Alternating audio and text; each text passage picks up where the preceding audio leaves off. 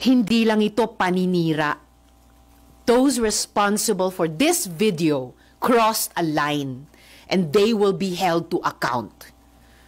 Muli, I have consulted with my legal team and on Wednesday, we will file a complaint with the NBI.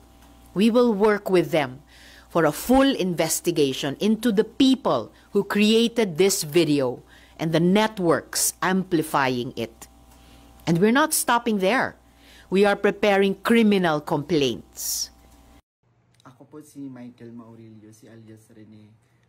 Una po sa lahat, hindi po ako binayaran, pinilit, tinakot or kinidnap ng Kingdom o ang kampo ni Pastor Apollo C. Quiboloy. Wala pong katotohanan yung mga claims ni Senador Risa sa kanyang press con. Wala po ako sa pader ng Kingdom. 2019 pa po ako huling nakapunta ng Glory Mountain. Ito lamang ay pamamaraan ni Senador Risa upang ako ay makuha ulit at patahimikin. Kusa po akong lumabas upang sabihin yung katotohanan. Handa po akong maglabas ng mga ebidensya, kaukulang ebidensya, papatunay na si Senador Risa ang pasimuno sa mga paninira kay Pastor Apollo Quiboloy. At handa po akong sa anumang mga legal na proseso.